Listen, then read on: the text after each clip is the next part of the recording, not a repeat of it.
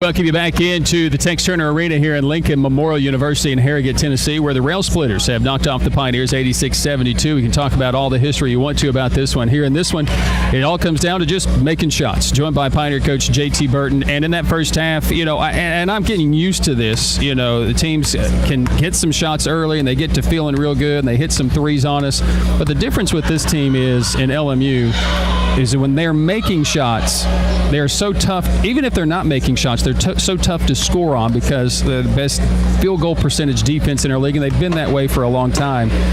In that first half, when they're kind of making those runs, they took us out of really what we like to do. We were very uncomfortable offensively. They did a really good job of scouting. Hats off to those guys over there. You could tell they're pretty good. And it shows because everybody wants to say because they've lost this player. No, Coach Schertz does a really good job and his staff. But what they done is they took away some things from us. They went on the ball scheme. They made us shoot the three.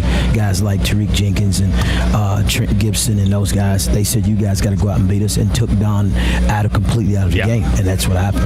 And there's some motivation for them. They got the player of the week coming in, and I think for them, they took that as motivation. They really frustrated him in the game, and I think that's why you continue to challenge him, because he's going to get those types of nights probably the rest of the way. That's what I just told him after the game. I said, hey, guys, some guys got to step up, and then the bottom line is as much work we put in. I told the guys, you just got to make the shots. It's just, if they're going to play us that way and you put in the work, you just got to come be game ready and make the shots, because now in the second half of the season, people are going to watch his film. They probably going to do the same thing. Right. So it's it's going to be up to other guys to step up, and I have to do a better job as getting those other guys mentally prepared and ready to go. Was it disappointing for you as a coach to stand there on the sideline and have a game plan coming in, and then we see a bunch of pull-up jumpers off a dribble and a bunch of perimeter shots where we didn't really work it early in the shot clock? Yeah, it's a testament to them as well, because they took us out of it, and I've done a bad job of getting us prepared and getting guys in the right spot.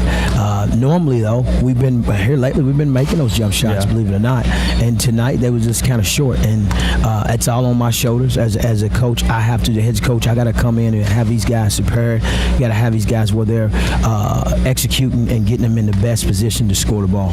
All right, so we go down big at the half, but then we come out. Then all of a sudden, in the start of the second half, they hit a couple of more threes, but they hit 8 in the first half or 9 in the first half. They hit just 2 in the second half. They took 9 shots from 3 in the second half, and they hit those early in the contest. We're down 27. And then all of a sudden you look up and it's a 13-point game. What changed in the contest? We started, getting some steals. We changed up the defense, started pressing. They started turning them over. But we got, some stops, but we couldn't score the ball. Yeah. But we did cut it to 13. Tariq gets a 4-point play. But then we get another stop, but we didn't score. But then after we got the stop, they would score and get fouls. They got to the free throw line. That killed us. I think they ended up shooting 30 free throws and making 23 of them. So that was a difference. That's why they kept the stretch in the game. I know there's a lot of sitting here when you say, well, Tariq Jenkins had that big game, but they really took him out of his game. But he showed us his full game tonight. He can hit some shots. He just probably took a few more threes that I wasn't as comfortable with in the contest, even though I know he can make those.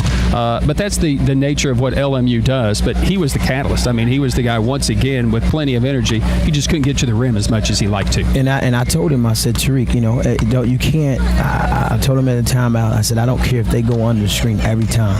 If you get a wide open shot, you have to shoot it. Right. That's the way I coach my guys, and I always will. Yeah. You got to be able to shoot that, because then once you start shooting it and making it, they have to come out on you. And late in the second half, when we cut it to 13, he started making those shots, so they had to change with the game plan a little bit. But hats off to those guys. I got to do a better job of getting Tariq and Don and those other guys, Trent Gibson, getting them in a situation to where they got to be better. I thought we had that slight advantage in the paint with Mitchell and King and Hall, Jackie Davis, some of those guys that are able to come in, Hodnett, that are able to come in and just use their length. And they do a good job staying in front and forcing our bigs into really more like 6 and 7 foot shots instead of those 2 and 3 foot shots in there. They were just really good. And even though I thought we had the advantage there, that game plan really worked out for them as well. Yeah, because they did a really good job of fronting the post or pushing our post out on it. So by the time they caught the ball, they was like 5 steps outside, almost a step from the 3-point line. And I told them, they can't do that. But that's where me as a head coach, I have to do a job of putting plays in, getting them mentally ready to go as far as catching the ball, doing all the little things to beat a team like LMU on the road.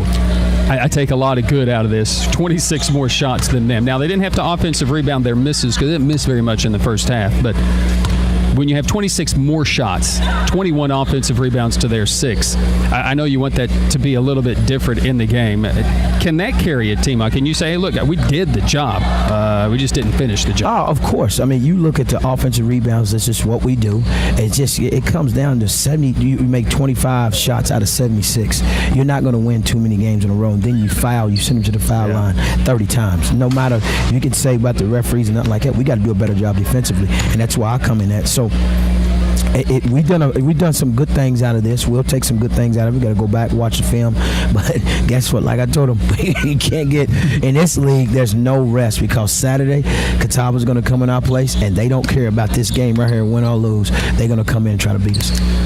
We'll be there Saturday, Tusculum and Catawba. Thank you. Appreciate you. Appreciate unlucky today. We'll get them. As Pioneer coach J.T. Burton, the Pioneers fall to the Rail Splitters by a final score 86-72. Back with some final comments after this on the Pioneer Sports Network.